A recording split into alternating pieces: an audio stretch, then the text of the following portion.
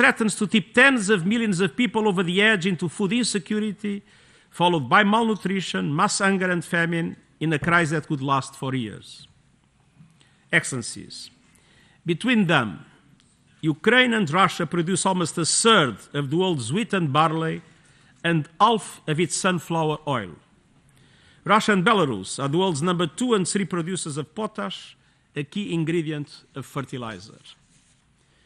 In the past year, global food prices have risen by nearly 1/3, fertilizer by more than half, and oil prices by almost 2/3. Most developing countries lack the fiscal space to cushion the blow of these huge increases. Many cannot borrow because markets are closed to them. Those that are able to borrow are charged with high interest rates that put them at risk of debt distress and default. If high fertilizer prices continue, today's crisis in grain and cooking oil could affect many other foods, including rice, impacting billions of people in Asia and the Americas. High rates of hunger have a devastating impact on individuals, families, and societies. Children may suffer the lifetime effects of stunting. Millions of women and children will become malnourished. Girls will be pulled from school and forced to work or get married, and families will embark on dangerous journeys across continents just to survive. Excellencies, ending hunger is within our reach. There is enough food in our world now for everyone if we act together. But unless we solve this problem today, we face the specter of global food shortage in the coming months. I see 5 urgent steps for governments, international financial institutions, and others to solve the short-term crisis and prevent long-term catastrophe. First, we must urgently reduce the pressure on markets by increasing supplies of food and fertilizers. There should be no restriction on exports, and surpluses must be made available to those most in need. But let's be clear, there is no effective solution to the food crisis without reintegrating Ukraine's food production, as well as the food and fertilizer produced by Russia and Belarus, into world markets despite the war. Russia must permit the safe and secure export of grain stored in Ukrainian ports. Alternative transportation routes can be explored, even if we know that by itself they will not be enough to solve the problem. And Russian food and fertilizers must have unrestricted access to world markets without indirect impediments. I have been in intense contact on this issue at the senior leadership level with the Russian Federation, Ukraine, Turkey, the United States, the European Union, and several other key countries. I am hopeful, but there is still a long way to go. The complex security, economic, and financial implications require goodwill on all sides for a package deal to be reached. I will not go into details because public statements could undermine the chances of success. Second, social protection systems need to cover everyone in need with the right combinations of food, cash, and support for water, sanitation, nutrition, and livelihoods, which in turn means third, finance is essential. Developing countries must have access to liquidity so that they can provide social protection to everyone in need. International financial institutions need to step in with generous investments to prevent a global debt crisis. There is no answer to the food crisis without an answer to the finance crisis. Official development assistance is more necessary than ever. Diverting it to other priorities is not an option while the world is on the brink of mass hunger. Fourth, governments must bolster agricultural production and invest in resilient food systems that protect smallholder food producers. At today's prices, farmers cannot afford seeds, fuel, and fertilizers. Governments must be able to support them with subsidies and connect them to markets. Fifth, humanitarian operations must be fully funded to prevent famine and reduce hunger. Humanitarian organizations have a proven track record of preventing famine, most recently in South Sudan and Yemen. But they need resources, and those resources must be used for maximum good by exempting humanitarian food purchases from taxes, sanctions, and other restrictions. Excellencies, we are closely monitoring the global food security outlook and using our convening power to push for immediate steps. The Global Crisis Response Group on Food, Energy and Finance is tackling the impact of the crisis on vulnerable people, identifying and pushing for solutions. The food crisis has no respect for borders, and no country can overcome it alone. Our only chance of lifting millions of people out of hunger is to act together, urgently, and with solidarity. Thank you. Mr. Secretary General, thank you very much for your important words and also for the very concrete suggestions and ideas that you put on the table. It's a pleasure now for me to give the floor to my friend, the representative from Senegal and current African Union President. Merci beaucoup.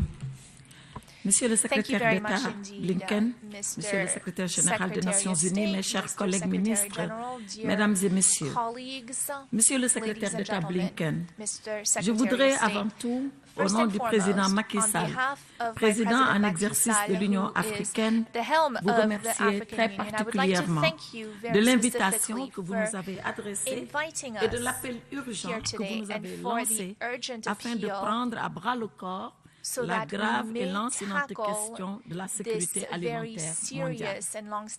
Je voudrais tout aussi saluer l'engagement de Monsieur le secrétaire général Guterres pour les causes nobles qu'il défend en vue de promouvoir un monde solidaire, uni dans la paix et dans la sécurité. Il y a encore quelques jours, Monsieur le secrétaire général, vous le rappeliez lors de votre passage à Dakar pour faire une visite au continent africain. Et nous l'avons particulièrement apprécié. En ces moments troubles que vit le monde, où l'incertitude plane sur notre avenir commun, des craintes de pénurie généralisée de denrées alimentaires et d'intrants agricoles habitent tous les États et tous les peuples, mais notamment ceux d'Afrique. C'est donc dire que notre rencontre de ce jour est pertinente, puisqu'elle doit témoigner de la solidarité dont nous devons faire montre, une solidarité agissante pour éviter de tomber dans le gouffre de tous les maux. Ces mots pour l'Afrique, ils ont pour nom la famine, la malnutrition, la pauvreté, la dette, les conflits armés, les changements climatiques, le faible taux de vaccination contre la COVID-19, pour ne citer que ceux-là. De ce point de vue, et vous l'avez dit, la situation de l'Afrique est plus que préoccupante. Mesdames et messieurs, pour l'Afrique, nous devons faire un constat à partir des chiffres qui nous parlent. Selon la FAO, 257 millions de personnes souffrent de la faim en Afrique, dont 237 millions seulement en Afrique subsaharienne. Selon le Programme alimentaire mondial, la sécheresse menace 20 millions de personnes de famine dans la corne de l'Afrique. La pandémie Covid a déjà provoqué une contraction économique de 3,2% et elle a fait basculer 55 millions d'Africains dans la pauvreté. Parmi les 80 pays en the 80 countries in dependence in the world, most of them are located in Africa. So that is the situation that we must deal with. And to this dire situation, we must add the situation of the war in Ukraine. We must therefore see in Africa a special, exceptional situation. And this situation needs exceptional measures. This is why we are very happy that you sent us this invitation to think about this problem with you. Our production is weak. Regardless of our problems, as you said, both of you, regardless of the problems that we are experiencing, we do have within ourselves the capabilities to overcome them if we do want to overcome them and if we do believe in ourselves. I do believe we believe in ourselves. So what must we do? What must we do after this observation? What do you propose? What kind of solutions are we proposing? Well, first of all, we believe that we must contain by all means possible inflation.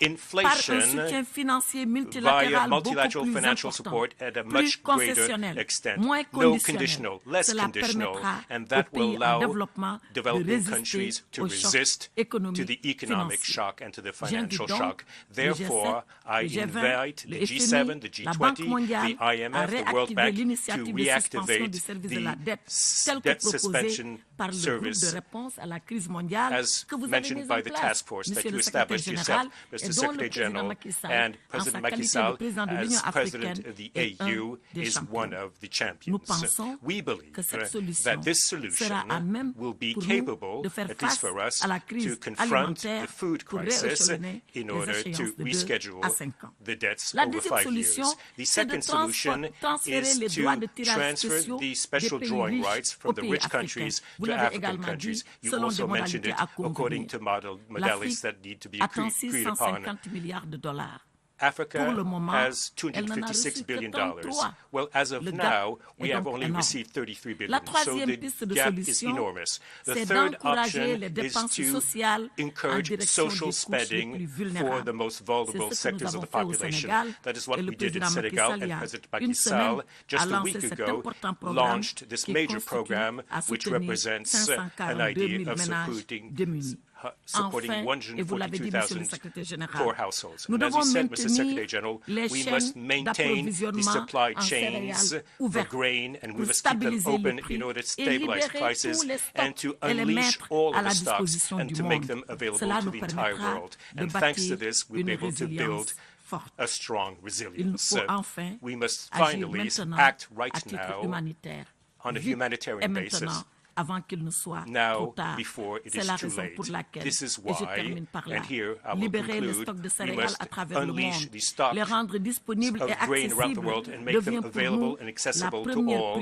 This will be our first priority as of now.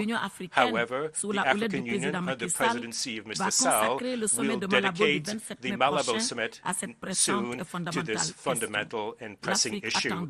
Africa is waiting for you. Africa is waiting from the international community and from its partners to show their strong commitment. Thank you very much for your attention.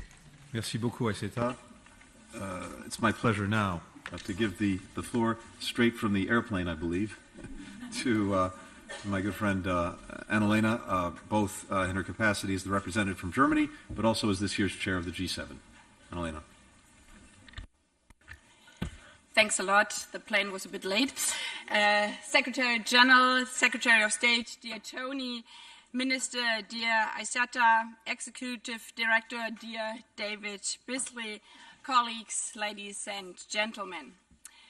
To a starving family in Somalia, to a frightened mother in Yemen, to a hungry school kid in Mali. Russia's war in Ukraine might seem thousands of kilometers away. Its devastating effects, however, are hitting those mothers and fathers, children, and everybody in society directly and with terrible consequences. Russia is not only leading its brutal war with tanks, missiles, and bombs, Russia is leading its war with another terrible but more silent weapon: hunger and deprivation. By blocking Ukrainian ports, by destroying silos, streets, railroads, and especially farmers' fields. Russia has launched a grain war, stocking a global food crisis. It is doing so at a time when millions are already being threatened by hunger, particularly in the Middle East and Africa, due to the devastating effects of the climate crisis, due to the COVID pandemic, due to conflicts raging in their own regions.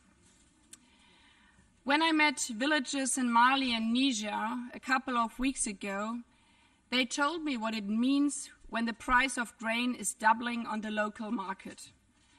It means their childs go to bed hungry. It means a family is in pain. The world's poorest are paying the devastating price for Russia's ruthless war. In Mali, now the bread costs double than it costed before. In Lebanon, it has raised already by 34%. I would like to tell you from the bottom of my heart, we see your pain, we hear your suffering, and we stand by your side. Three aspects are crucial now. First, we need concrete action. That's why it's important that we reach concrete commitments among G7 partners last week to support Ukraine in keeping up its production and to be able to export the grain which is needed so heavily worldwide, and to step up with aid to those women, men and children who most urgently need it. Overall, Germany is providing 4 billion euros related to food security this year. But, and this is my second point, we must also look beyond the here and now. The bitter truth is that the global food crisis will not be solved overnight. That's why we must focus on all the factors contributing to hunger. We must tackle the climate crisis. We must help farmers become less vulnerable to droughts, floods, and extreme rains. We must also continue our fight against COVID, making sure nobody is left behind. As G7 foreign ministers, we have just agreed on an action plan to support vaccination campaigns in the global south with almost $4 billion. We will only succeed, and you have underlined this, if we work together. And this is my third point. That's why I would like to thank you, Tony, for bringing us together today. That's why, Secretary General, we thank you for launching the Global Crisis Response Group, a crucial initiative because this debate needs to be inclusive, with a global reach, bringing together donors and those in need.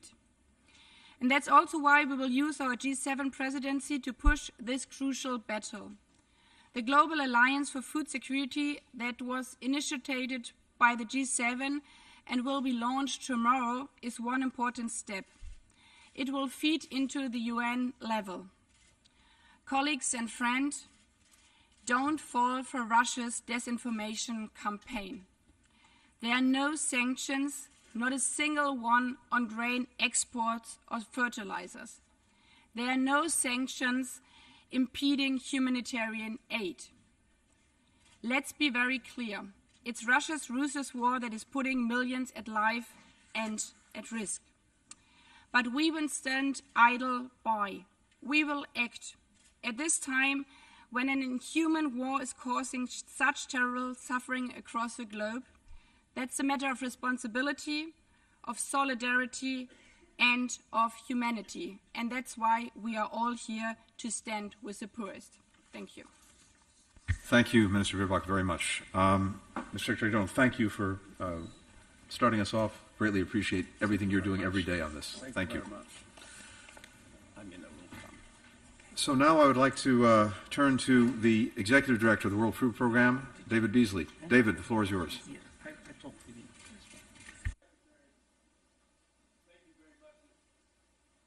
Is the mic working? There we go. Mr. Secretary, it's great to be with you. Thank you for calling this a very important session. And let me be very clear and to the point. Failure to open the ports will be a declaration of war on global food security, resulting in famine and destabilization of nations, as well as mass migration by necessity. It is absolutely essential that we allow these ports to open, because this is not just about Ukraine. This is about the poorest of the poor around the world who are on the brink of starvation as we speak. So I ask President Putin, if you have any heart at all, to please open these ports. Please assure everyone concerned that the passageways will be clear so that we can feed the poorest of the poor and avert famine, as we've done in the past when nations in this room have stepped up together to the call of action to prevent catastrophe from year after year. It's hard to believe that Ukraine, a nation that grows enough grain to feed 400 million people, is now out of production. Mr. Secretary, it's critical that these farms get back in operation, that the trucks and the trains and the ships move again. The World Food Program, we fed about 130 million people last year, assisted in some way or another. This year, we expect that number to be about 150. 50% of the grains that we buy come from Ukraine. But there's also 7.6 other billion people that depend upon the markets for grain, the commodities that all in this room produce, and the market volatility that has been created by this war is something that the world, in a fragile time like this, after years of conflict, COVID, and climate shocks, the world is too fragile. Mr. Secretary, over 25 nations depend on 50% or more of their grain from this region. Your numbers that you gave and the Secretary General of how much food is produced in this region is as serious matter as it can possibly be. Our operational cost, because of fuel, food price increasing, shipping costs, is already increased over $71 million per month. That means we will be feeding 4 million less people in a time where there's unprecedented increase in global food insecurity.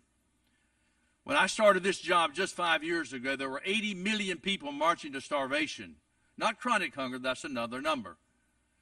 It jumped right before COVID to 135. COVID comes along with the economic ripple effect. Of course, you've got to ask the question, why did it jump? It was war and conflict and climate shock. And then COVID comes along with economic devastation of the poorest of the poor countries. $30 trillion or more economic stimulus packages passed. We thought that COVID would be behind us, only to see it ripple again and again and again. And the poorest of the poor countries don't have the safety net finances that they need because they're in so much debt now. It's a very, very fragile time on planet Earth. The world is on fire. We have solutions. We need to act, and we need to act now. The silos are full. Why are the silos full? Because the ports are not operating. Why are the ports not operating? Because there's a blockade that will not allow the food that will feed the world to pass. The farmers need to be back in the field. We need to get those silos empty, but we can't do it without the ports being operational. So, Mr. Secretary, I do want to say a special thanks to the United States, and I say this from the bottom of my heart. I have seen Democrats and Republicans fight over everything, but this week when I saw them coming together for extraordinary cooperation on international food security and humanitarian response to the Ukraine crisis, it warms my heart and gives me hope. And many of you in this room have been stepping up for the last few years. Thank you very much, but there are others in this room that need to step up more than you have. The world is on fire. Don't be penny wise and pound foolish at a time like this. Germany did a very simple study just a year ago that showed in the Syrian crisis with 1 million refugees that ended up in Germany. And guess what? Refugees don't want to leave home. But if they don't have food to any degree of peace, they would do what every single person in this room would do as a mom and dad. They would leave to get that peace. But those 1 million that we could have fed inside Syria for 50 cents a day ended up for $125 billion at over $70 a day inside Germany. In the United States, we're now facing 5 times the number of people talking about migrating from Central America toward the United States border. Just in the past year, that number has increased that much. So it's going to cost us if we don't respond strategically and effectively. So, Mr. Secretary, thank you. The time is of the essence. Mr. Director, thank you very much for that intervention, and thank you for your leadership every single day, really on the front lines of this crisis. I'd now like to give the floor to the representative from Yemen.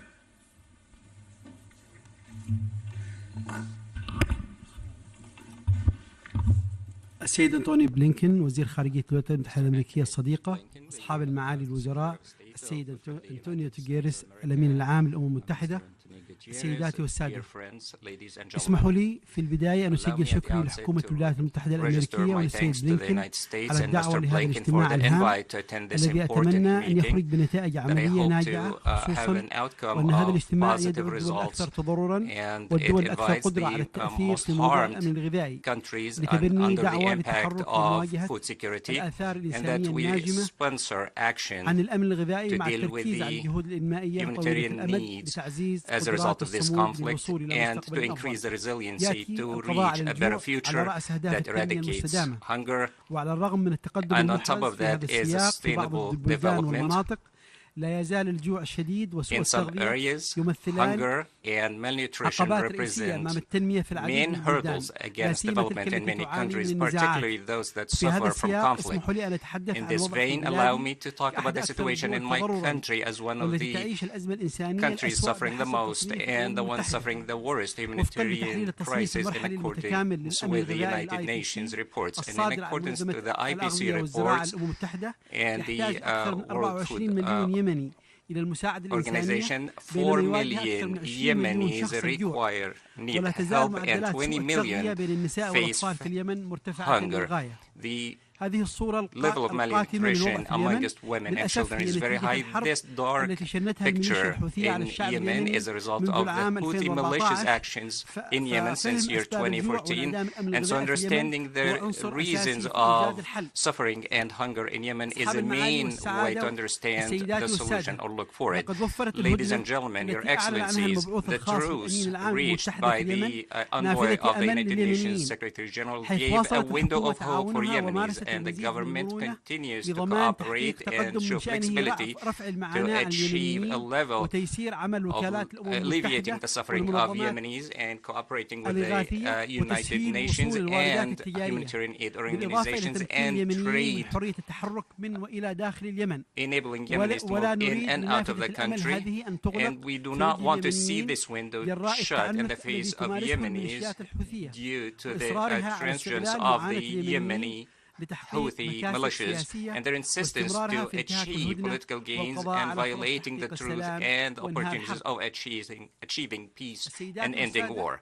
Ladies and gentlemen, Yemen suffers from many factors that complicate the issue of food insecurity, and it is aggravated today due to the effects of the world food markets due to the conflicts around the world, especially the conflict in Ukraine. Yemen imports a lot of its food needs from Russia and Ukraine, and as such, its fragile situation is easily impacted by any instability in the international markets. And so we stress the need to pay close attention to the countries that suffer food insecurity and give them greater attention to avoid famine and disaster that are difficult to confront. And in our meeting today, with the initiative to confront food insecurity, there is a number of possibilities. Number one, to pressure Houthis to stop their violations of the truth and put the humanitarian needs first and foremost, and going with a goodwill into negotiations to bring peace in Yemen. Solutions should be long-term and focus mainly on improving resiliency to the most vulnerable groups and to gradually get rid of monetary assistance. And here we stress on the need to connect both social and humanitarian aspects and increasing resiliency through all programs and humanitarian interventions. To achieve that, we should work with governments and beneficial governments to increase their capacities, their technical abilities, and reaching technological solutions to improve the national economy and creating employment opportunities. We should work to support less developed countries, particularly those who are living through conflict or post-conflict, and to deal with the climate change, as well as dealing with the COVID pandemic. The invite to act should be inclusive to bring a global movement to avoid the results of wars and conflicts and to ensure the flow of supply chains and to counter inflation and price increases. We should give priority to Yemeni wheat importers to reach the markets and to ensure that areas that are subject to the danger of famine can resist and remain active. And in the light of the great drop in the Yemeni Riyal's value against USD, we should create a special fund and special program to fund Yemeni imports, to enable Yemeni importers of wheat to find the working capital and to fund imports from international markets, to establish a new system that extends terms of payment between importers and international exporters to 60 days under the purview of an international financial organization. Finally, to exempt countries that suffer from humanitarian crises from the export exemptions by some countries. Thank you very much. Ahmed, thank you very, very much. I'd now like to turn to the Foreign Minister from Italy, Luigi Di Maio. Luigi. Thank you very much. First of all, I would like to thank U.S. Secretary of State Antony Blinken for convening this meeting and Secretary General António Guterres for strongly advocating a decisive action of the international community in front of the current food crisis. Food security is a long-standing priority of Italy's foreign policy. The international community must work in a coordinated way to achieve food security for all, especially at the time when the consequences, first of the pandemic and today of the Russian aggression against Ukraine, jeopardize this endeavor. The blockade of the port of Odessa is a matter of very serious concern because it prevents the export of Ukraine's available supplies of wheat. Therefore, today's discussion should also pave the way to possible strategies to restore grain shipments and avoid food shortages on a global scale. Food diplomacy is key to mitigate the crisis impact. For this reason, Italy fully supports initiatives launched in the G7 framework, starting with the Global Alliance on Food Security promoted by the G7 leaders. Thank you, Minister Baerbock, for your efforts, and welcome initiatives by partners such as the French Farm Initiative. Last year, as G20 presidency, Italy placed this issue high on the international agenda and promoted the adoption of the G20 Matera Declaration on Food Security. We co-organized in Rome, in partnership with the Special Advisor of the Secretary General and with FAO, the UN Food System Pre-Summit, jointly convened by Secretary General Guterres and Prime Minister Draghi. Italy stands behind the Rome-based UN agencies whose role is vital in facing food security challenges. In 2021, as a follow-up of the Matera Declaration, FAO launched the Food Coalition in partnership with Italy. On top of the 10 million euros already committed to the program, Italy is now announcing an additional 5 million euros in favor of the Food Coalition, mostly aimed at supporting Ukraine's food production. While welcoming discussions in all relevant fora in response to the current food crisis, we deem crucial to reach out to all concerned countries to understand their needs and engage them in identifying and implementing the required measures. With this spirit, Italy is contributing actively to the G7 outreach activities. We intend to give special attention to the regional level, as different regions have different food cultures and different kinds of vulnerabilities. Possible effects of this crisis on many Mediterranean countries are a matter of great concern for us. A diet based on wheat exposes them to serious consequences due to the spike in prices and to the uncertain future availability of wheat and other essential items. I discussed this issue this morning with Secretary General Guterres and President of the General Assembly, Said, highlighting Italy's proposals in that regard. In particular, in close coordination with the German presidency of the G7, we are organizing a Mediterranean ministerial dialogue on the food crisis in Rome on 8 June. We have invited 24 countries, with Germany, Turkey and Lebanon as co-chairs, and key international organizations.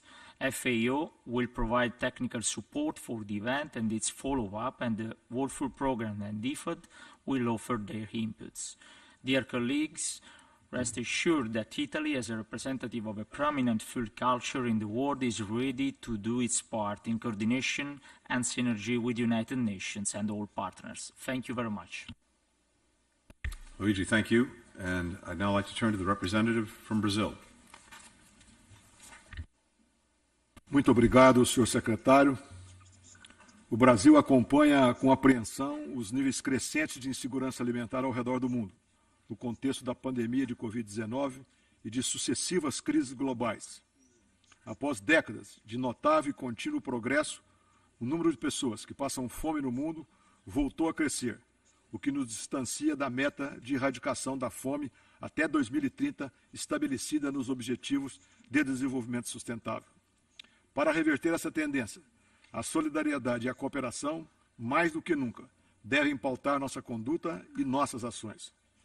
Preocupam particularmente ao Brasil os impactos do conflito na Ucrânia, assim como de medidas conexas adotadas. Seus efeitos deletérios não apenas comprometeram a importante produção e exportação de alimentos daquele país, como também desestruturaram profundamente as cadeias globais de suprimentos de commodities. Insumos essenciais, como os fertilizantes, estão expostos ao risco da escassez e da alta de preços. Como sempre, os países em desenvolvimento e os grupos mais vulneráveis são desproporcionalmente afetados.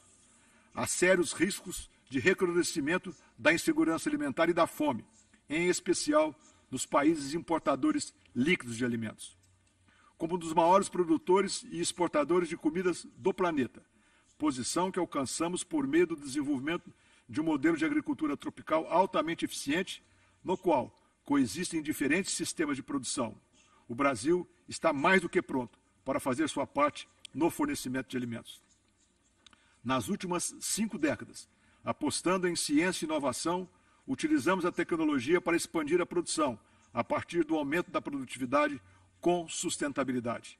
Alcançamos até 3 colheitas por ano na mesma área. Com menos de 30% do nosso território dedicados à agricultura e à pecuária, provamos que a agricultura pode ser fonte de crescimento econômico, inclusão social e preservação ambiental. Estamos cientes de nossa responsabilidade como fornecedores confiáveis de alimentos de qualidade, diante da crescente demanda global. O Brasil é um dos únicos países do mundo capaz de aumentar sua produção sem incorporar novas áreas à atividade produtiva. Entretanto, o sucesso do modelo brasileiro depende da integração das diversas cadeias produtivas de insumos e de produção de alimentos. No mundo globalizado, produzir não significa apenas plantar e colher. Inclui também garantir o suprimento de sementes, fertilizantes, defensivos e combustíveis, combinar tudo isso com tecnologia e distribuir os gêneros alimentícios pelo planeta.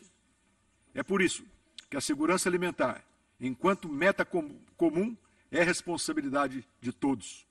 Nesse sentido, é crucial manter mercados abertos e evitar barreiras injustificadas, tanto às importações quanto às exportações. Fazemos um chamado para que a comunidade internacional reafirme seu compromisso com o livre comércio na agricultura, de modo a promover a prosperidade e contribuir com a luta contra a fome e a má nutrição. É necessário estimular um ambiente de negócios que permita um fluxo desimpedido do comércio internacional de alimentos e insumos. Temos ciência de que as crises recentes que enfrentamos têm estimulado um sentimento de busca pela autossuficiência. Porém, em um mundo interdependente e interconectado, nenhum país pode manter-se isolado e prosperar.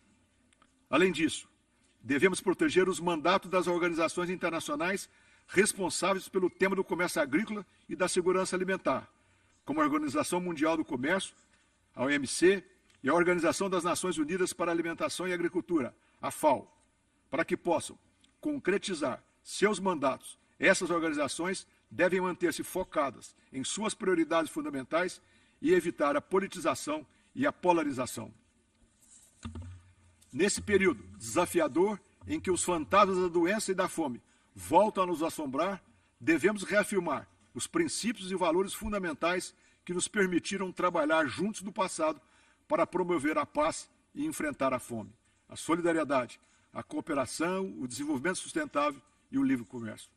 O Brasil está pronto para fazer a sua parte. Muito obrigado. Thank you very much, Mr. Minister. I'd like to turn now to our colleague from Ghana.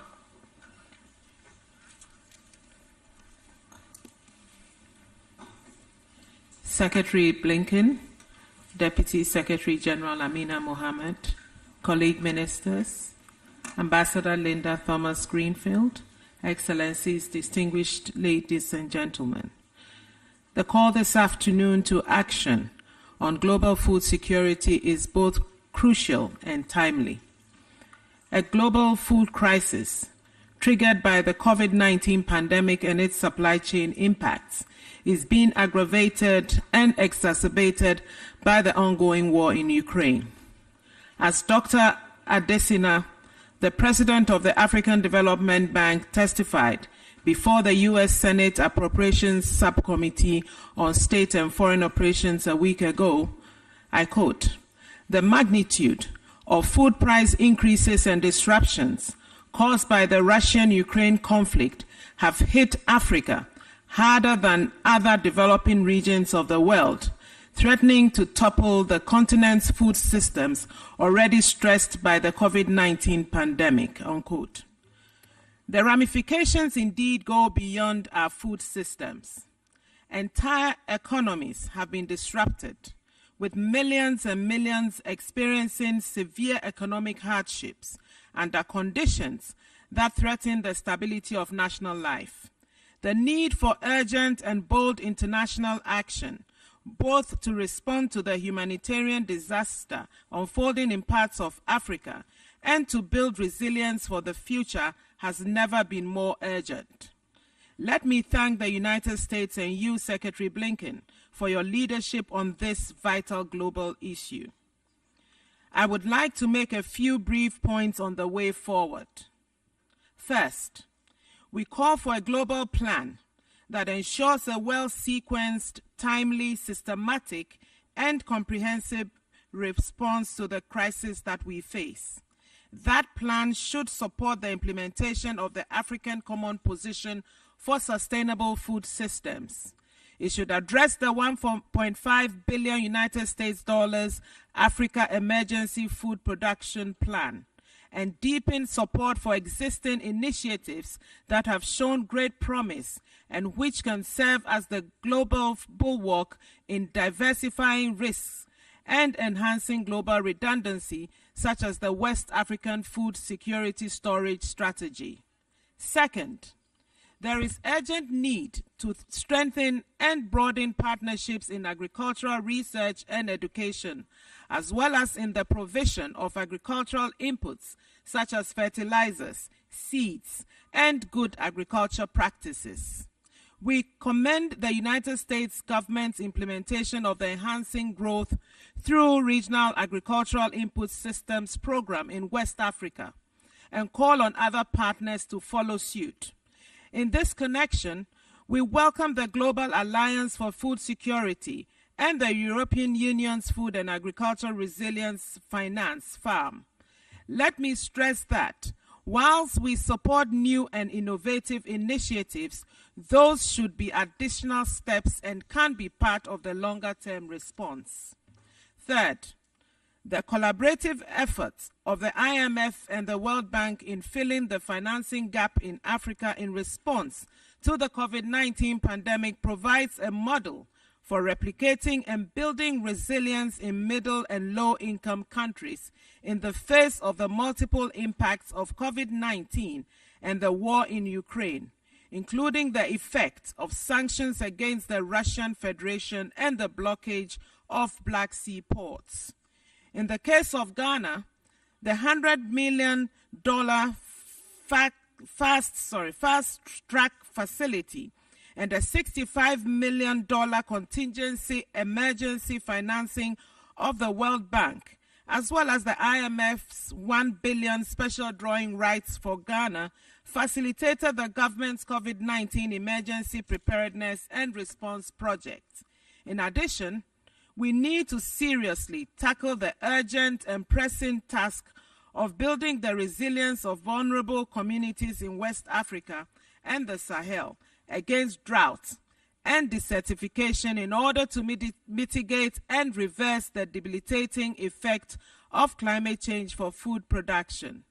As we meet here, the worst drought in decades is threatening an estimated 50 million people in the Horn of Africa, while the number of hungry in the Sahel and West Africa has quadrupled. More support is required to make available the food supplies needed in the current environment of food shortages and high prices. We call on the international humanitarian community to become part of national and regional coordination mechanisms for programming and responding to humanitarian crises, and to align their interventions with national and regional response plans. They should make full use of endogenous mechanisms, in particular local, national, and regional reserves. In conclusion, I wish to urge us all to use the collective power of our voices and resources to galvanize global action to ensure food security and achieve Goal 2 of the SDGs. I thank you for your attention. Mr. Batri, thank you very, very much. And I'd like to turn now to the representative and Foreign Minister from Turkey, Mevlut. The floor is yours. Thank you very much, Secretary Blinken, dear Tony, for this initiative. Dear friends, dear colleagues, the world is facing a hunger crisis. The World Health Organization estimates that more than 800 million people still face hunger. Conflict is by far the biggest driver of this. Around 60% of the world's hungry people live in the conflict zones. Every new conflict pushes a new wave of people into hunger. In particular, the Russia-Ukraine conflict and Russia's aggression poses a significant challenge, as both countries are major global food suppliers. A decrease in their ability to produce and export will directly impact global food security. We need international collaboration to ensure that this war doesn't worsen the hunger crisis. This is yet another reason why we should end this war, and we should work for the peaceful resolution of conflicts. Dear colleagues, dear friends, a humanitarian approach is at the center of our policies. This is also true for the crisis we face today. We facilitate the UN's humanitarian operations from Turkey, both for staff deployment and delivery of aid. We support the Secretary General's efforts to establish humanitarian corridors to ensure food security. Together with the UN, we are working to ensure the safe passage of Ukrainian ships carrying grain. We are working to establish a contact group on all these humanitarian issues. And we welcome Italy's timely initiative to form the Ministerial Mediterranean Dialogue on the Food Security Crisis, and we will co-chair the UN upon the invitation of my dear friend Luigi, Minister Di Maio. Despite all these efforts, we know that there is still more to be done. Dear colleagues, today I am pleased to announce that Turkey will implement a 6-point package to support the global food security call to action. We will provide skills and technical expertise to the most affected countries. We will work on national trade facilitation measures to benefit the most affected countries. We will provide different types of support, including food aid for particularly refugees. And we are ready to coordinate our aid with our partners in the execution of pledges. And funds and facilities to be received under the FAO-Turkey Partnership Program will be transferred to food security-related efforts. Finally, we reaffirm our dedication to UN Food System Summit commitments and enhance our cooperation with international organizations. Dear friends, in 1932 and 1933, due to the Holodomor, mass famine, some 8 million people in Ukraine and around 10 million in the region lost their lives. But famine has no place or excuse in the 21st century. The actions we set the ground for today will mitigate an emerging crisis, improve agriculture, and save lives. Turkey is ready and willing to act and endorses the roadmap for global food security call to action. Thank you very much once again, Tony. Mevlut, thank you very much. I'd like to turn now to the representative from Kenya. Rachel, Madam Minister, the floor is yours. Thank you. I want to thank Honorable Antony Blinken, Secretary of State of the United States of America, for jointly organizing this meeting today at the UN. I look forward to our deliberations, that they will shine light on issues of global food security. Just as we struggle to emerge from the COVID pandemic, and we must remember that the COVID pandemic is not over, we are learning harsh lessons in Africa about the vulnerability of all countries to global crises. The pandemic led us to understand that we must begin to act to develop Africa's pharmaceutical sector and to strengthen our public health institutions. The effect of the war in Ukraine on food and fertilizer supplies needs to lead us to undertake structural reforms in our agricultural sector in Africa. We need to reflect on Africa's unfavorable integration into the world economic order and our susceptibility to shocks from afar. We need a global order that will release Africa from the shackles of dependency, the shackles of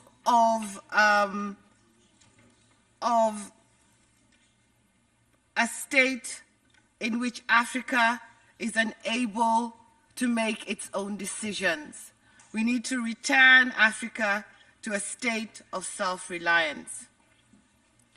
There are many other conflicts that are plaguing Africa.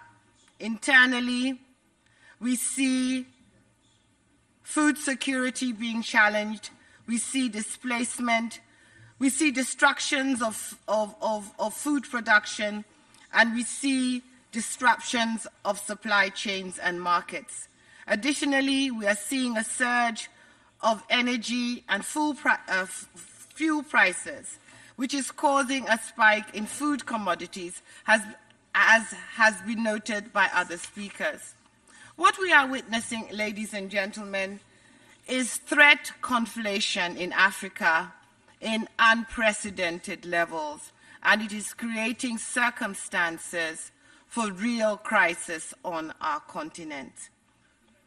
It is not sufficient for this status quo to continue. Indeed, in places like the Horn of Africa, the drought there is so serious that 200 million people are likely to go hungry this year. The food crisis in Africa may lead to direct reversals in development, political instability, and the escalation of conflicts at all levels. Therefore, Excellencies, it is time that we must make and take bold actions. Our actions must solve problems in multiple ways and create solutions that are also multifaceted. And therefore, we must aim to achieve the SDGs 1 and 2, and not to politicize food security. The first thing that we must do is end wars. The guns in Europe must be silenced. They must be silenced to enable global supply chains to stabilize. They must be silenced so that food can move, so that those who are vulnerable can eat. The guns in Europe must be silenced because diplomacy works, because negotiation works, and we ask for a return to these principles that have underpinned multilateralism since the last war in Europe in 1945. We need a new multilateralism that will enable us to reform agricultural systems in Africa, that will be able to create employment, affordable food, access to wealth, and changes for a whole generation of young people who are living in the brink. We seek a coordination so that we can have investment, so that we can share knowledge, so that we can uplift the lives of thousands. We seek a new multilateralism so that there may be a new peace, a peace that looks at the reform of global financial institutions, that helps those who are indebted survive. We seek practical steps to access to debt relief, to concessional finance and grants, to designing appropriate de-risking and lending instruments for increased investment in Africa. We need a refreshment of our global order so that food crises do not break countries, so that energy crises do not destroy the future of a whole generation of young people. We want an end to the disruption that comes from pandemics, that come from armed conflicts, that worsen climate change. We need a peace for development. We urge that as we consider conflicts across the world that are affecting global security, that are affecting global food security, that we have mercy on those who are the most vulnerable, that there will be mercy for victims of war, that there will be mercy of victims of hunger, that we will build a new world based on a dispensation of partnership, a dispensation of a new multilateralism. We submit and thank you. Thank you very much, Secretary Obama. I would like to give the floor now to the representative from Ireland. Thank you, Secretary Blinken. Distinguished colleagues, friends, I would like to begin by thanking the United States for continuing to champion this critical issue. This is an issue which our two countries have worked closely in the past, and we are committed to continuing that cooperation. The world faces a cascading series of crises: the COVID pandemic, a changing climate, and conflict are creating complex, volatile, and uncertain environment for the world's most vulnerable people and their food security. The current acute hunger crisis facing millions is a result of conflict.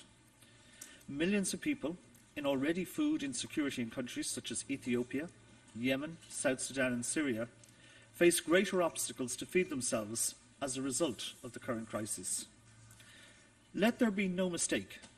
Responsibility for the rapidly worsening food security crisis now confronting us all lies fully with the Russian Federation. The Russian Federation must end its blockade, which is impeding Ukrainian food production and exports. It must end its illegal invasion of Ukraine. But, Chair, it's all too easy to focus solely on the latest crisis when global food security demands are sustained attention. And that's why we need to invest not only in immediate humanitarian response, but also in the medium and long-term resilience that will empower those most vulnerable to withstand the inevitable shocks to come. We have learned difficult lessons from previous food crises. So, colleagues, it would be frankly negligent to ignore those lessons now. Ireland's commitment to those most affected by protracted crises has been clear over the years. We have provided sustained investment in social protection, gender equality, and food systems. We have consistently championed those left furthest behind and sought to empower them. And we have deliberately worked to ensure that our humanitarian assistance is timely, is flexible, and well targeted. We've also worked to support communities in many countries to address the devastating impact of climate change on their lives. This support included the Lake Chad Basin and the small island developing states, among many others. Ireland's commitment is also demonstrated by our decision last year to commit 800 million of investment over the next 5 years to nutrition, by our 75 million 3-year strategic partnership with the World Food Programme to support their tireless efforts to address famine and to championing the most vulnerable. Ireland, though, also sees a critical role for IFAD in supporting the medium to long-term response to this crisis. IFAD has a proven track record in directing climate and food security finance to those who need it most. Therefore, I am pleased to announce today an additional funding of 1 million towards its response to the crisis. The ongoing efforts to establish a food systems coordination hub in the Food and Agricultural Organisation will also be essential to our collective efforts in working on food systems.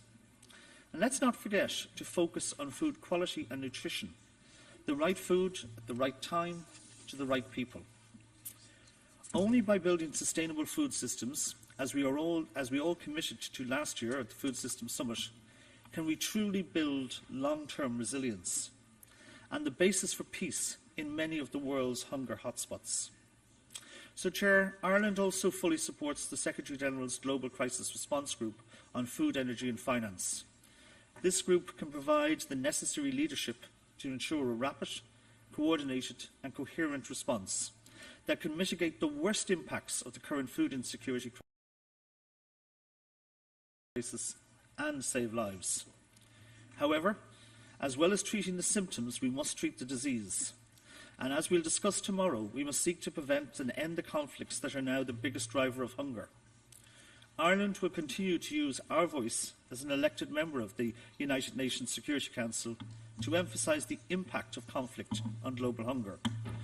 We will speak out against the use of starvation as a weapon of war and to champion coherent and coordinate responses to food security crises. We will continue to work to prevent conflict before it begins to end and conflicts before they result in hunger. Anticipatory and preventive actions are not only possible, but they are a moral obligation.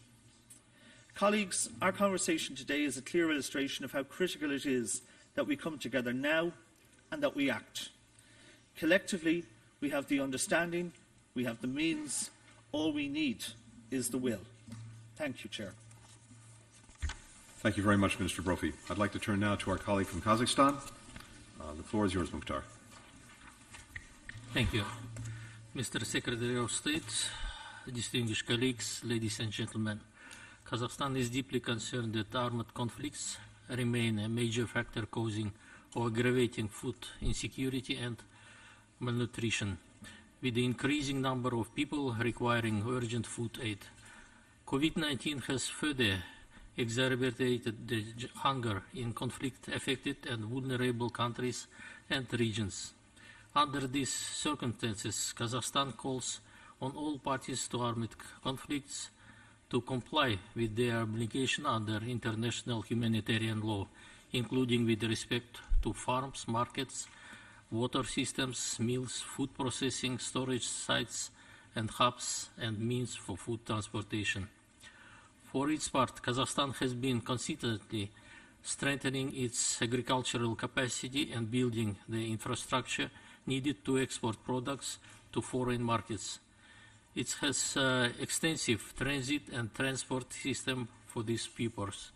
In Central Asia, we continue our humanitarian assistance and work towards food security in Afghanistan specifically. We are cooperating with the UN system and international partners in this direction. The World Food Programme purchased 20,000 tons of Kazakh flour for Afghanistan in October last year, which was received by Afghan people in December. We are exploring options to expand this cooperation with the UNAMA office in Almaty and other partners. We invite the support and cooperation of all interested international agencies, including the Islamic Organization for Food Security located in Kazakhstan. Currently, this organization is implementing the Afghanistan Food Security Program, which includes projects on wheat flour, emergency food, water filtration, and cereals cultivation. My country is also ready to provide reliable routes for delivery of international humanitarian aid into Afghanistan.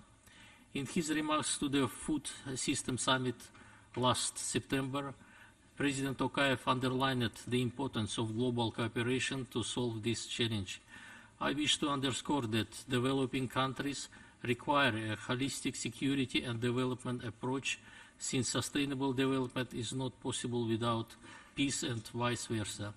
Such efforts should receive strong financial aid from development partners. In particular, we call on development partners to increase their international financial support for efforts to increase labor productivity in agricultural sector for countries in need. Ladies and gentlemen, I am glad to reiterate today Kazakhstan's long-standing commitment to be a reliable international partner, to share its experience in the relevant domains, and to play its part in cooperation with you all against hunger and food insecurity. Thank you. Thank you, Mr. Minister. I'd like to go now to the representative from Guyana. Excellencies, colleagues, dear Tony, it's great to see you. The cascading crisis of COVID-19, conflict and climate change are challenging our solidarity and our ability to work together as a global community. We're facing one of the most challenging times in generations and for generations. Today's meeting is both timely and necessary, and I would like to express my appreciation to Secretary Blinken, to you, Tony, for bringing us together, and to all my fellow ministers for taking the time to be here at the United Nations, where this discussion belongs. Excellencies, the sharp rise in global hunger is striking and predates Russia's unprovoked invasion of Ukraine. 2020 saw the largest ever annual increase in hunger, up to 811 million people. But let us be clear. President Putin's war of choice marked a turning point in many ways, including on food security. And let's be clear, Russia's invasion is to blame, not the sanctions. As we watch Russian forces kill and maim innocent civilians, seizing land, destroying homes, civilian infrastructure and agricultural lands, as well as attacking and blockading its port cities, the war is not only restricting Ukrainian food production and exports, but also creating uncertainty in global markets. This has worsened global food security and is affecting vulnerable households and farmers around the world. The result is that food is more expensive for all of us in the room, from Canada to Zambia. And we also need to step up to the plate, collectively, to save millions of lives and keep communities from falling into chaos. Operational costs of humanitarian and development actors such as the World Food Programme are also going up. More people are going hungry around the world, particularly in developing countries and countries in special situations. Food insecurity and malnutrition are reaching untenable levels in regions and countries such as the Sahel, Yemen, Sudan, and Haiti. Canada is committed to reversing this trend. We're taking and will continue to take short, medium, and long-term actions to help respond to this multifaceted and complex crisis. Premièrement, il faut que le financement de l'aide alimentaire soit une priorité. Et au Canada, l'an dernier, le Canada a atteint un sommet en 20 ans. Reached a peak over 20 years in terms of agricultural funding. More than $300 million were used for emergency food aid, and we also responded to the Sahel, to the Lake Chad Basin, and to the Horn of Africa, as well as Afghanistan and Yemen. We're doing a lot. We've been doing a lot, but we need to do more, and that will be the case. And I must commend David Beasley for his great speech a bit earlier, but also for his work as the head of the World Food Programme, and we will continue to partner with the organization. Pour y parvenir, l'ONU doit être au cœur de notre approche. The UN needs to be at the Canada est center un of our fier membre de la approach. Canada coalition is a Fin proud Zéro et member continuera de of soutenir le Hunger groupe de Zero réponse à la crise coalition mondiale and will qui continue permet to de réduire les act formalités in order administratives afin to de s'attaquer à reduce l'insécurité alimentaire formalities to fight croissante against au niveau mondial et rising national. food insecurity at the national and international levels. Excellencies, this conversation is timely. We're hearing the call for help and the call to actions from friends in Africa, the Middle East, and Asia. Canada's approach will be bold, from providing funding at the multilateral level to logistical supply chain support to food inspectors and cargo shipments. We will get involved. We will free Ukrainian grains and countries will receive their shipments. To the Secretary General, of course, we will support his efforts to find peaceful and lasting solutions to get those grains out. We already call them freedom wheat. As a granddaughter of wheat grower and miller, I know how much our land must be cared for. Canada, as a major agricultural country, will also export to the world. Our farmers are in the field. Planting season has started. Let's hope Mother Nature is on our side. Canada is also a leader in potash. Many of you have reached out to us recently. We will work to get them to ports and to your parts of the world. Meanwhile, we're not sanctioning Russian and Belarusian fertilizers the same way our G7 partners are not, as mentioned by Anna-Lena. We will chart a path for a long-lasting solution on these issues. Excellencies, ces 2 dernières années ont mis à l'épreuve notre Over the last 2 years, our multilateral system was under trial. With COVID and such, we are in an emergency situation and we cannot fail. This crisis affects millions of people throughout the world. Thank you very much for this meeting, and I'm eager to hear more. Merci beaucoup, Mélanie. And Thank you now, very much, from Melanie. Canada to Guyana. I'm following orders, so let me... Thank you, Mr. Chair. Guyana is very pleased to be part of this forum and engagement. We think it's very representative of inclusiveness, and for a very small state, Guyana is punching above its weight. So it's a pleasure to be here to represent Guyana, but by extension, Mr. Chairman, I believe I'm also representing small states across the international system, because just looking at the list of speakers, I don't see any other small state representing, so I'm going to take on that additional responsibility, even though I'm going to be focusing heavily on what Guyana has been doing in terms of not only self-sufficiency, but its leadership within the region and nationally, which also feeds into how we shape global policy making at the multilateral level. So I would like to let you know, Mr. Chairman, from the offset, that Guyana does not only think global, we also act global as a very small state within the international system. For those who are not very familiar with Guyana, we have 18 million hectares of forest, valued at about $500 billion on the carbon market.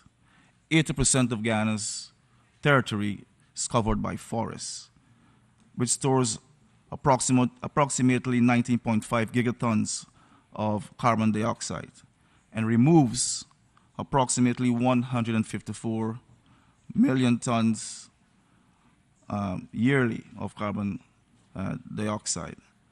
And as a country, we aim to maintain 99.5% of our forest as a global asset.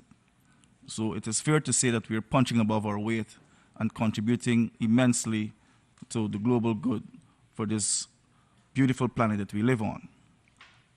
Mr. Chair, resilience building cuts to the core of how we shape policies at the national level, because we're small and we are inherently vulnerable.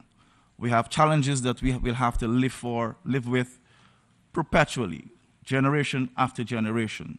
So for us, we feel very pleased to be part of a forum that speaks about resilience. At the multilateral level, we are working closely with the FAO on our country program, which we have already initiated between 2022 and 2026, working on 5 thematic areas: the transformation of sustainable agriculture's food systems, resilient value chains, agricultural community-based disaster risk management, ICT in agriculture, and agriculture de-risking. So that's very important in terms of the thematic areas and how Guyana is seeing agriculture and food security and sustainability as we move our economy forward in a global environment.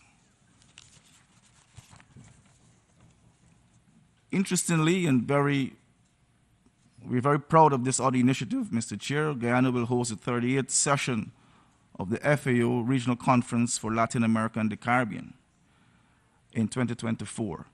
That's promoting growth, development in the sector, which is the agricultural sector, to reliably and sustainably meet the food and nutrition need of that sub-region. So we have campaigned aggressively, and we got the support from GRULAC, thanks to GRULAC. And Guyana will now work on ensuring that we continue to push for food security within the sub-region. We are very committed to new regionalism because as a small state, we have to work together in partnership. And as they always say, no man is an island, no country should be working alone in a very global and interconnected world system. We're taking leadership within CARICOM, Mr. Chair. That is the CARICOM Single Market and Economy. Under the leadership of President Ali, we're taking the lead responsibility for agriculture, as well as agriculture diversification and the food security. So in doing that, we are prioritizing regional food and nutrition security aimed at boosting the region's food supply with an expected import bill reduction by 25% by 2025. We are net food importer within the CARICOM region. So for example, Guyana is 750,000 inhabitants, very small population. If you include CARICOM, member states, it goes up to 6 million. If you include Haiti, which is a member of CARICOM, it goes to about 16 million. So it's a larger market space that we have to operate in, and we're using our regional integration efforts to ensure that we can also do our part at the regional level and at the state level. Our import bill stands at about $6 billion annually.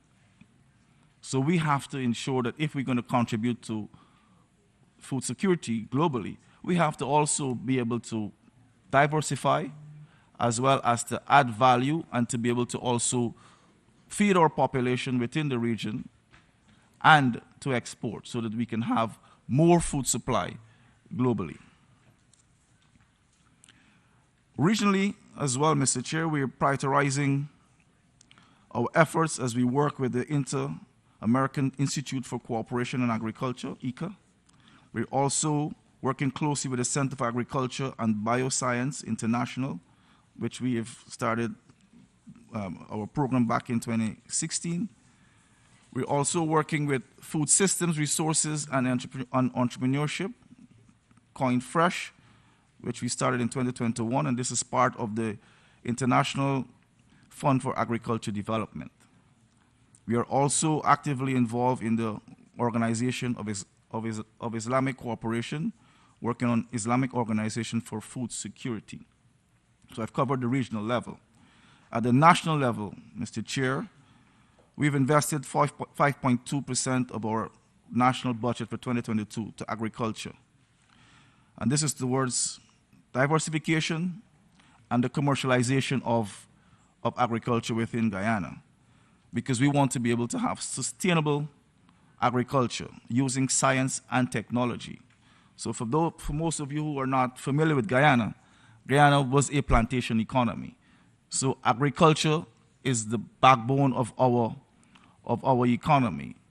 And we aim to be the breadbasket of the Caribbean because we have the arable land and space, and we have the space and scope, not only in terms of policy, but in terms of the land, to be able to work on those initiatives to ensure that we can contribute to regional food security, which also feeds into global food security. So we're using it from the bottom up, top down. So we're depending on the multilateral level to have policies that are inclusive, policies that are practical, and we are doing what we have to do at the national and regional levels to ensure that we can feed into that system, because there must be a correlation and symmetry as we flow. Tomorrow, Mr. Chair, we will be hosting in Guyana an agriculture investment forum and exposition, coined the theme investing in 25 by 2025, and that is the same program that we're using in CARICOM. And this is for promotion and engagement, informed dialogue among key stakeholders along the agriculture food value chain. So we've invited, and we're getting participation from about 7 regionally to bring to bear more input for agriculture. We're also working closely with Brazil.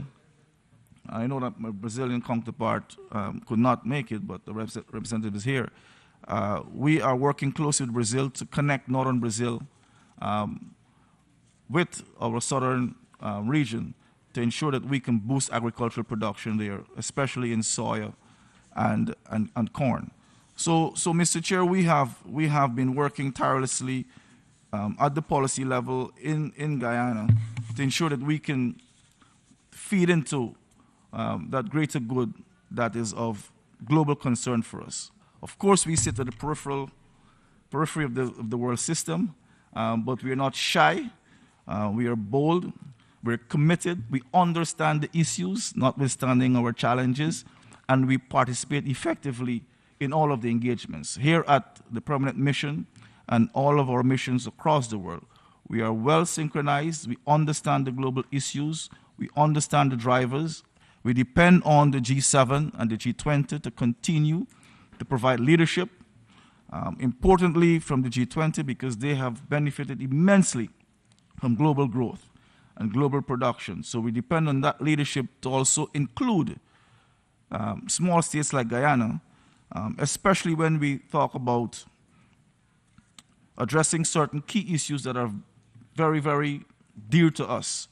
Allow me to mention the Multi-Dimensional Vulnerability Index, which has been languishing for some time. I think we need to give attention to that so that we can really effectively assess how we graduate countries.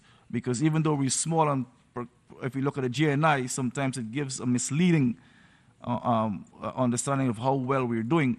But, Mr. Chair, one natural disaster can wipe out the entire economy of a small state, and that is how vulnerable we are. So financing for adaptation and resilience building, very important for us, because we have to commit a lot of our national budget towards a lot of the exogenous factors that we did not start or created. So we are saying we want the system to be fair, we want the system to be inclusive, and we depend on the multilateral machinery to ensure that small states are included, because we are actually doing a lot of the heavy lifting in the global economy. So we want to let that be recorded, that we will continue to press and press and press, because multilateralism should work for all, and it should not be prejudice. And we will commit to ensuring that we have an environment that is peaceful, an environment that is fluid, an environment that is predictable. And Guyana registers support for this initiative, and will continue to work closely with our partners and friends to ensure that we have a global environment that is prosperous and peaceful. Thank you. Mr. Todd, thank you very, very much. I'd like to turn the floor now to the United Kingdom. to the US for leading this week of action. Food security is now at the top of all of our agendas since Russia's invasion of Ukraine. The effects of the war are brought home to me daily by the 25-year-old Ukrainian woman who's come to live in our home. When we can find some phone signal, we talk to her grandparents, who are in occupied Kherson, about their daily struggles to find something to eat. Famine is once again being used as a weapon of war. This doesn't just affect the brave people of Ukraine. Ukraine's food and fertilizer exports were feeding up to 400 million people worldwide. The simplest solution is, of course, for Russia to end the conflict and allow Ukrainian farmers to care for their crops this year. We must urgently make multiple plans to export last year's grain by both rail and sea, and I know that my friend Minister Solsky is full of solutions in this regard. We must collectively ensure that trade keeps flowing. I'm pleased that over 50 WTO members have committed to keeping food markets open, predictable, and transparent.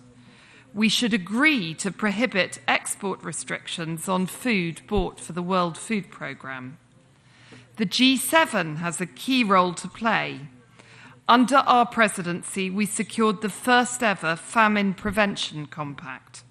I'm delighted that Germany is now picking up the baton and taking this further with the Global Alliance on Food Security. We must all, including multilateral institutions, scale up our support. Over the next 3 years, the UK will send £3 billion worth of humanitarian aid to the most vulnerable countries, including in the Horn of Africa, Yemen, and Afghanistan. And the World Bank must deliver the promised $170 billion over the next 15 months. We particularly think of small island developing states who are so reliant on imports. We will continue to use British investment partnerships around the world to encourage the universal resilience of global food production. The need is urgent. We must act coherently and together, and as they sing in the Ukrainian national anthem, before the dew dies in the sunshine. And we need to ensure that the way we produce food remains sustainable in every sense. Thank you very much, Mr. Prentice. I'd like to go now to the Democratic Republic of Congo.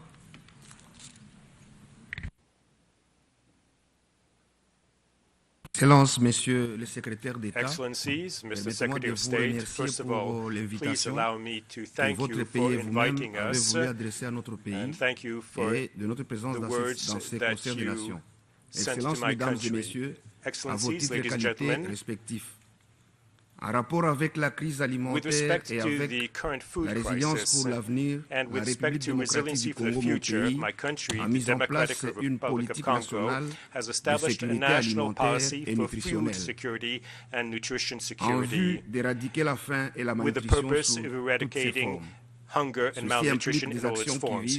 This requires actions aimed at promoting sustainable agricultural practices, helping small farmers, helping equal access to land, to technologies, and to the markets, improve sub-regional cooperation at the regional level and at the international level in order to produce investments in infrastructures and technologies that can improve agricultural productivities. Ladies and gentlemen, here what's at issue is to ensure at all times to all of the populations a fair access to balanced food, sufficient food, and healthy food in order to contribute to reducing poverty, consolidating sustainable development, and to take into consideration family farms and sustainable development. Beyond the strategic orientations and beyond the institutional orientations and the guiding principles nationale de which are sécurité behind alimentaire et national nutritionnelle. Son nutritional and objectif food général security est de programs. contribuer The à ultimate l'éradication goal is de to l'insécurité contribute to the alimentaire eradication et of de la food nutrition sous insecurity toutes ses formes. and malnutrition Les in axes all of its stratégiques forms. retenus sont The strategic thrusts l'amélioration de are la as follows: sécurité alimentaire et improving food nutritionnelle de la security population, and nutritional security of the le renforcement de population, la capacité de prévention strengthening et de our gestion des ability crises to agricoles prevent and et manage nutritionnelles, le agricultural and nutritional renforcement de la crisis, gouvernance en matière de improve sécurité governance in alimentaire terms of et food nutritionnelle. security and Six nutrition. principaux These acteurs seront fundamental impliqués dans players will be la mise en œuvre involved in the implementation de ce programme, of this à savoir program. l'État, Namely, there will les be the collectivités state, territoriales, the territorial les secteurs communities, privés, the private les sector, organisations de la société civile, civil des society partenaires groups, techniques et financiers and our financial and et les traditional bénéficiaires. technical partners and the Excellences, beneficiaries. mesdames et messieurs, Ladies and gentlemen, la République excellencies, démocratique du the Congo, mon Democratic pays, Republic of Country, était au my sommet des États Congo, du my monde country, dans le secteur agricole, is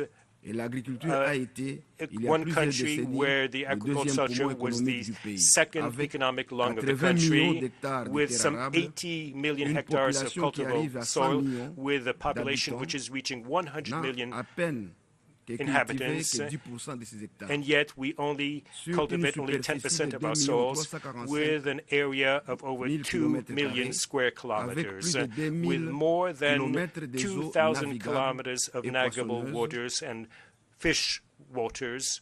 Et là, la vocation And de nourrir non we seulement son aim peuple, not only mais at feeding our l'Afrique et le people, monde. but Africa Et and the ne peut world. que faire des appels And urgents we can à only ces send circonstances de out crise an alimentaire, urgent appeal à une to intervention put an économique end et to technique this de la crisis part de la communauté and mondiale. to provide Déjà, get Son technical Excellence assistance Félix from the Antoine world Tshisekedi community. Tshilombo, président Our de la President, République, Mr. Tshisekedi, dans President of the Republic, démocratique du Congo, lorsqu'il lance la revanche du sol sur le sous-sol et le développement de launched 145 a new territoires dits développement à program. la base, a instruit le He gouvernement gave congolais orders to the à pouvoir government autoriser to de toute implement taxe douanière a l'exonération lifting of all en customs faveur de tous taxes les matériels on agricoles behalf et of de tous all les intrants, agricultural inputs and comme pour equipment, tendre la main aux in order to investisseurs reach tant nationaux out qu'étrangers. to National national loi est en discussion international actuellement au Parlement investors. sur A law l'agriculture. is being reviewed in Ainsi donc, Parliament faisant le about larron, agriculture.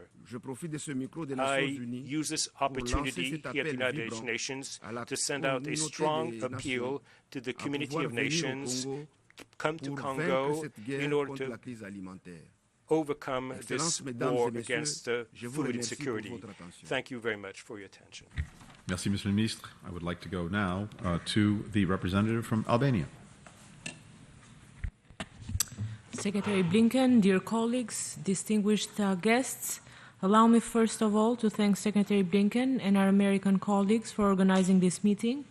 And let me say right away that Albania fully supports this global food security call to action and will work to the best of its abilities to advance all the relevant actions foreseen in the call. It is a timely initiative, as many said, because this is a grave situation that is escalating into a crisis right before our eyes. More people are at risk, more people are falling into poverty, and what is equally concerning, the crisis presents a serious threat to the stability and peace of many countries and regions. From Africa to Asia, from South America to Europe and North America, the whole world is feeling the consequences. In this difficult situation, I would also like to underline Albania's full support for the UN as a key actor in addressing the crisis. We applaud, too, the Secretary General's tireless efforts to draw attention to this issue and mobilize support among all actors to address it. The call to action will strengthen these efforts.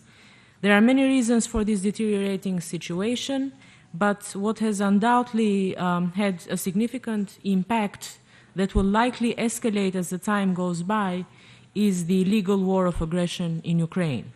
One of the most important producers of grain and cereals and vegetable oil has been taken out of the food production chain.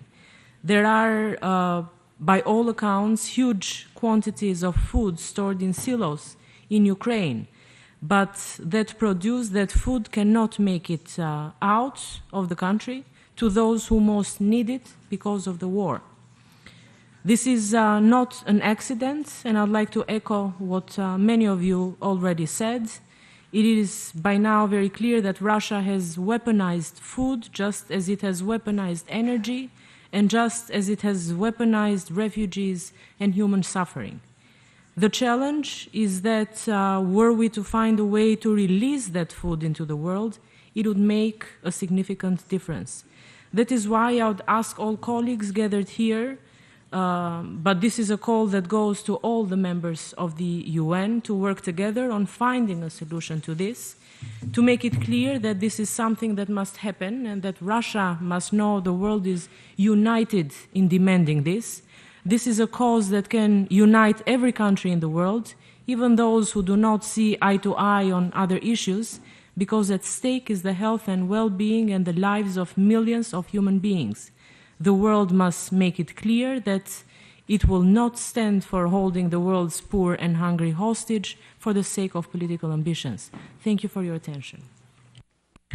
Walter, thank you very, very much. I'm now going to cede the chair to Ambassador Thomas Greenfield. As I depart, I just want to express my gratitude to all of our colleagues who are here today for the very important interventions we've heard, for the very good ideas that we've heard, and for the focus that all of us, by our presence here today, by the work we're doing, are putting on an issue that is quite literally vital to the lives of millions of people. So thank you very much, and I hand over the chair to Ambassador Thomas Greenfield. Thank you.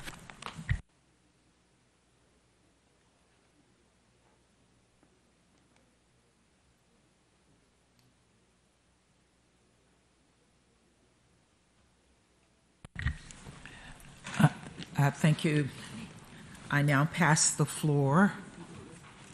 Let me see where I am. I now pass the floor to the representative from Lebanon. Thank you. And first, let me